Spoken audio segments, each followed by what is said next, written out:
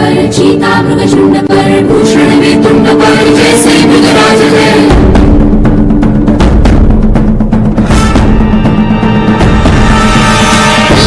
अंश पर कन्याजिमी कंस पर धूमलिच्छ वंश पर शेर शिवराज है। जय भवानी, जय भवानी, जय शिवाजी। नमस्कार मित्रांनो, स्वागत आहे तुमचे FP.005 या यूट्यूब चॅनेलमध्ये। आज आपण मुंबईहून ठाणे मराठीपाडा येथे जाणार आहोत शिवछत्रपती शिवाजी महाराजांचे मंदिर पाहण्यासाठी।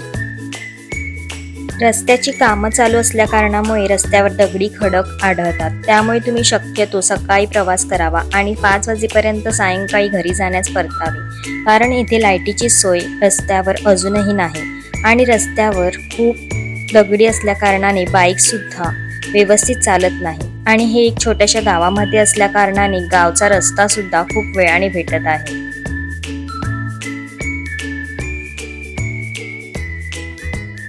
या मंदिरात जाण्यासाठी चांगली सुविधा लवकरच उपलब्ध होतील। आपण आता शिवछत्रपती शिवाजी महाराजांच्या मंदिरात जवळ पोहोचलेलो आहोत। आम्ही शेवटी मंदिराच्या जवळ पोहोचलो आणि आम्ही आमची बाईक मंदिराच्या बाजूला असलेल्या पार्किंग एरियामध्ये पार्क केली। आमच्या आजूबाजूला नाश्ता, रस आणि प्रसाद विकणारे छोटे छोटे स्टॉल होते, पण मी मंदिराकडे पाहताच माझे लक्ष एका गोष्टीवर गेले। भगवान शिवाची एक भव्य मूर्ती जी उंच आणि शांत उभी होती आणि त्याच्या मागे शिवछत्रपती शिवाजी महाराजांचे सुंदर मंदिर होते। भगवान शिव आणि शिवाजी महाराज दोघांनाही असे एकत्र पाहणे खरोखरच खास होते। संपूर्ण मंदिराची रचना एखाद्या किल्ल्यासारखी केली आहे। जाड दगडी भिंती, महादरवाजा शैलीचे प्रवेशद्वार आणि प्रत्येक कोपऱ्यावर बुरुज शैलीचे टेहाळणी बुरुज हे खरोखर शिवाजी महाराजांच्या किल्ल्यांपैकी एकामध्ये पाऊल ठेवल्यासारखी वाटत आहे।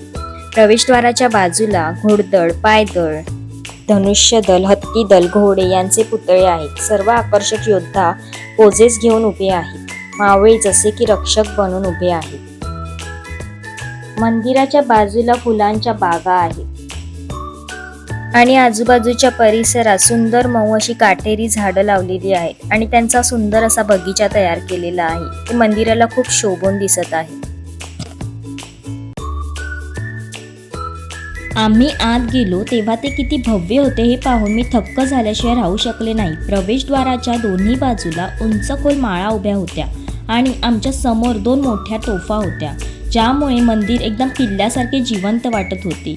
मी वातावरणात रमण्यासाठी थोडा वेळ घेतला, इतिहासाचा एक भाग असल्यासारखे वाटत होते। मी पायऱ्या चढून मंदिरात प्रवेश केला तेव्हा मी अचानक थक्क झाले आणि मंदिराकडे पाहतच राहिले। हे मंदिर वाटतच नव्हते, ते एखाद्या शाही दरबारात पाऊल ठेवल्यासारखे वाटत होते। मंदिर परिसर 3 गर्भगृहांमध्ये विभागलेला आहे। एका बाजूला राजमाता जिजाबाईंचे मंदिर आहे, दुसऱ्या बाजूला माँ तुळजाभवानीचे मंदिर आहे आणि मध्यभागी आपल्या हृदयाचे नायक शिव छत्रपती शिवाजी महाराज त्यांच्या सिंहासनावर भव्यपणे बसलेले आहेत। शिवाजी महाराजांची मूर्ती इतकी जिवंत वाटत आहे की ती फक्त मूर्ती नाही, एक वेगळीच ऊर्जा प्राप्त करते। शिवाजी महाराजांचे नाव ऐकल्यावरच किंवा त्यांच्याकडे पाहता क्षणी अभिमानी, शांत आणि एक शक्तिशाली ऊर्जा प्राप्त होते। शिव छत्रपती शिवाजी महाराजांच्या वैभवशाली जीवनाची एक झलक आपल्याला मंदिरात आल्यावरच दिसते। आतील गर्भगृह खरोखरच अद्भुत आहे। त्यांच्या सोनेरी मुलामा दिलेल्या भिंती प्रकाशात चमकत आहेत। छतावरून एक भव्य सुंदर असं झुंबर लावलेले आहे, जे राजेशाहीचा स्पर्श देत आहे आणि जागा आणखी भव्य बनवत आहे। मी माझे दोन्ही हात जोडले आणि दीर्घ श्वास घेतला आणि प्रार्थना केली। त्या क्षणी मला खूप धन्य वाटले। दर्शनानंतर आम्ही मंदिराच्या सभोवतालचा परिसर पाहण्यासाठी थोडा वेळ काढला। मंदिराच्या बाहेरील भिंतींवर शिवाजी महाराजांचे सर्वात शूर योद्धे, धर्मवीर, स्वराज्य रक्षक श्री छत्रपती संभाजी महाराज व राजमुद्रा यांची कथा वाचली। येथे आम्हाला शिवछत्रपती शिवाजी महाराजांच्या काळातील बऱ्याच गोष्टी आम्हाला वाचायला मिळाल्या। हिरकणीची गोष्ट ही छत्रपती शिवाजी महाराजांच्या काळातील एका धाडसी आईची ऐतिहासिक कथा आहे। सरसेनापती हबीबराव मोहिते हे छत्रपती शिवाजी महाराज आणि संभाजी महाराज यांच्या काळातील मराठा साम्राज्याचे अत्यंत पराक्रमी सरसेनापती होते। सिद्धी हिलाल हे छत्रपती शिवाजी महाराजांच्या सैन्यातील एक निष्ठावंत आणि शूर सेनापती होते.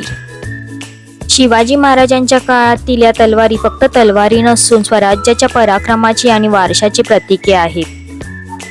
या तलवारी अतिशय ऐतिहासिक आणि मौल्यवान मानली जातात.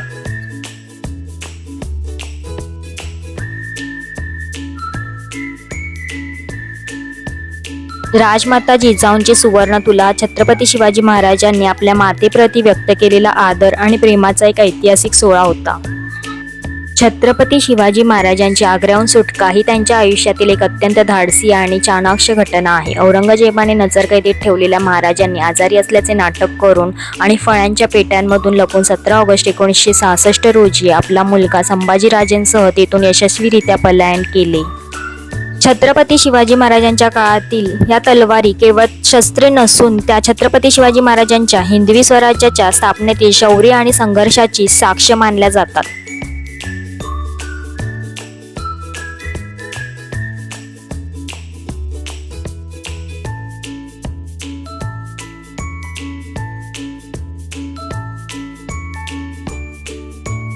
भवानी तलवार ही तलवार अतिशय ऐतिहासिक आणि मौल्यवान मानली जाते. काही मान्यतांनुसार महाराजांना भवानी मातेचा आशीर्वाद म्हणून ही तलवार मिळाली होती.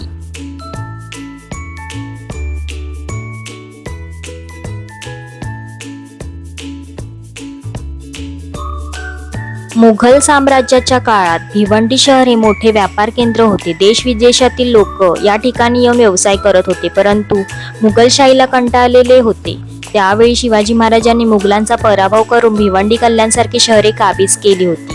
ऐतिहासिक अशा भिवंडीमध्ये शिवाजी महाराजांचा पदस्पर्श झाल्याचा उल्लेखही सापडतो. अशा भिवंडी तालुक्यात मराडेपाडा गावात छत्रपती शिवाजी महाराजांचे हे मंदिर आकार घेत आहे. हे महाराष्ट्रातील पहिले भव्य दगडी शिवशक्तीपीठ आहे. 4 एकर जागेत पसरलेल्या या मंदिरात 5 ते 7 फूट उंचीचे अखंड काळ्या पाषाणातील राजेशाही मूर्ती बसवलेली आहे. या मंदिरामध्ये शिवाजी महाराजांचा इतिहासही मांडण्यात आला आहे. या मंदिराचे उद्घाटन 17 मार्च 2025 रोजी करण्यात आले आहे. या मंदिरांच्या भिंतींवर शिवाजी महाराज यांच्या राजमुद्रेवर शिवमुद्रा संस्कृतमध्ये खालील ओळी कोरलेल्या आहेत.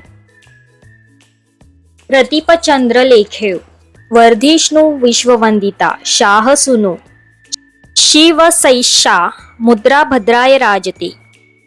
अर्थात ज्याप्रमाणे प्रतिपदेचा चंद्र कलेकलेने वाढत जातो आणि ज्याला सर्वजण वंदन करतात, तशीच शहाजीराजांचा पुत्र छत्रपती शिवाजी महाराज यांची ही राजमुद्रा सर्वांच्या कल्याणासाठी, लोककल्याणासाठी मंदिराला शोभून दिसत आहे.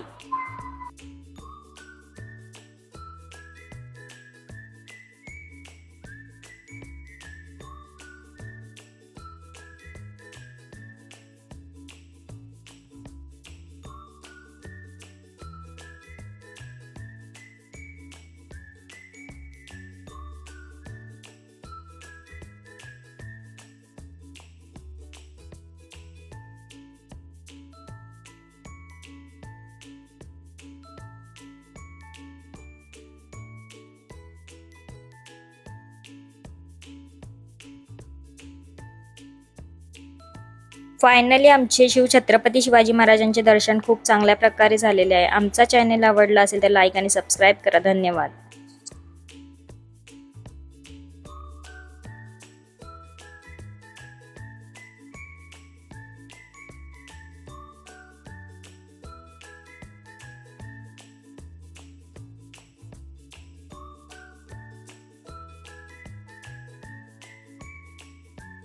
तुम्हाला पण नक्की शिवाजी महाराजांचं मंदिर बघायचं असेल तर तुम्ही मराठेपाडा कुठला आहे, मराठेपाडा तालुका भिवंडी जिल्हा ठाणे, तिथे तुम्ही येऊन बघू शकता.